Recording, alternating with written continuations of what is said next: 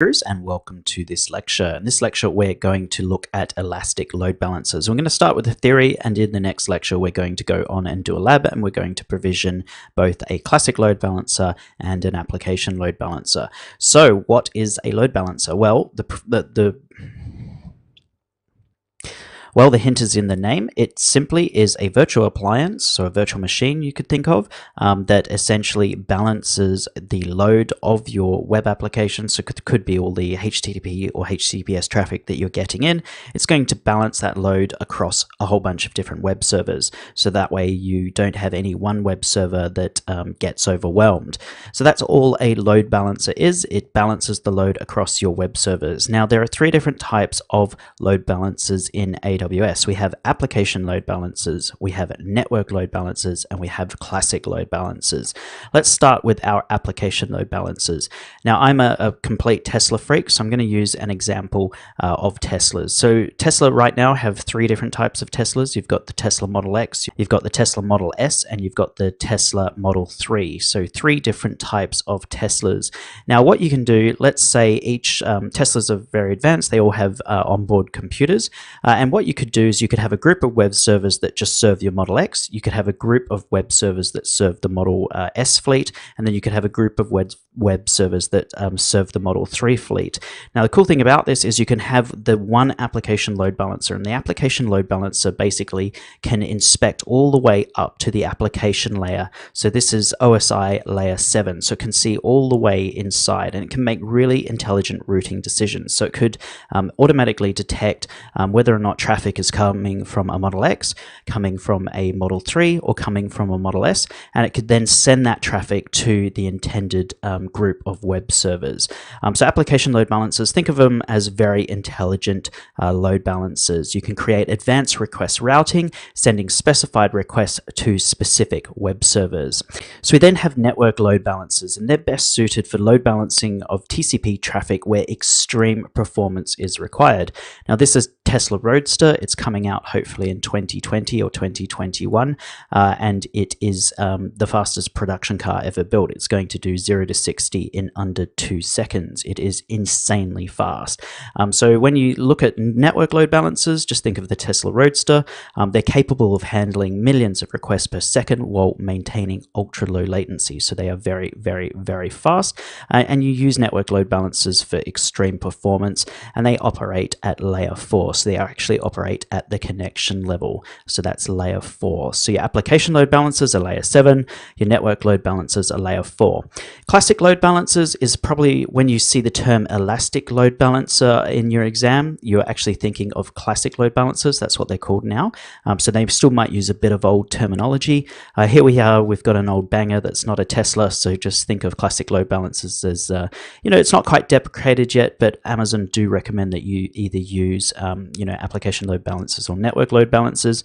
Classic load balancers are basically the legacy elastic load balancers, and you can load balance HTTP and HTTPS applications, and you can actually use layer 7 specific features such as X-forwarded 4 and sticky sessions, which we're going to cover off in a second, and you can also then use strict layer 4 load balancing for applications that rely purely on the TCP protocol. So cool thing about ELBs or classic load balancers is you could do a little bit of layer 7 load balancing, or you can just do pure layer 4. The layer 7 is nowhere near as intelligent as your application load balancers. Basically, layer 7 relies on sticky sessions or X-forwarded 4. Before we go into what X-forwarded 4 is, we have our load balancing errors. So if you ever get an error, a 504 error, this is a gateway timeout error, and this basically just means that the load balancer is still there, but it's having problems communicating with the EC2 instances behind it. So if your application stops responding, the ELB or classic load balancer will respond with a 504 error. So this is a HTTP 504, and this just means that the application is having issues. And this could be down to the web server layer, or it could be that the database behind the web servers has stalled. Whatever's happening, the gateway is just timing out. That's what a 504 is.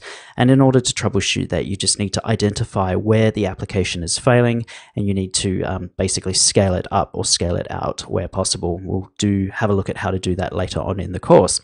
So what's the X-forwarded 4 header? Well, basically this is our user. They're on a public IP address, so an IPv4 address. We've got one that I've made up. It's 124.12.3.231. And then basically they're sending a request to our classic load balancer, let's say here.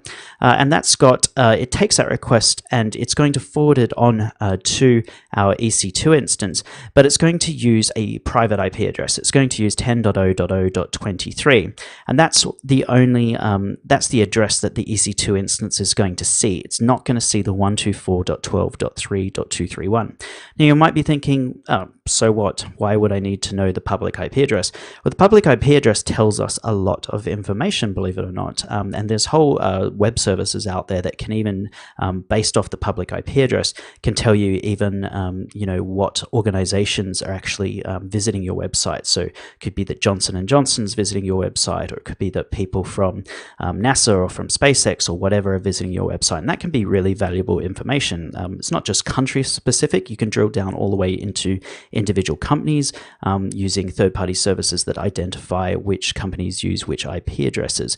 So that can be very valuable information. But of course, your EC2 instance is not capturing that. It's just capturing the internal address that that the classic load balancer is using. So where does it get the IPv4 public address from? It gets it from the X-forwarded 4 header. So basically the ELB, or the classic load balancer, has an X-forwarded 4 header, and it can pass the public IP address on to your EC2 instance, and then that way you get the best of both worlds. You can see where your users are coming from, and you also get the internal IP address of the classic load balancer. So just remember that going into your exam. So what are my exam tips? Just remember that there are 3 different types of load balancers: application load balancers, network load balancers, and classic load balancers. If you see the term ELB, elastic load balancer, that is just the old terminology for classic load balancers. Remember that 504 error basically means that the gateway has timed out. This means that the application is not responding within the idle timeout period. And what should you do? Well, you should troubleshoot the application. So you should figure out if it's the web server or the database server and go in and fix it. And then if you need the IPv4 address of your end user, so this is the public IPv4 address, then you just need to look it up in the X-forwarded 4 header. So those are my exam tips for elastic load balancers. Let's go ahead and get our hands dirty. So in the next lecture, we're going to create 2 different types of load balancers. We're going to create a classic load balancer as well as an application load balancer. So if you've got the time, please join me in the next lecture. Thank you.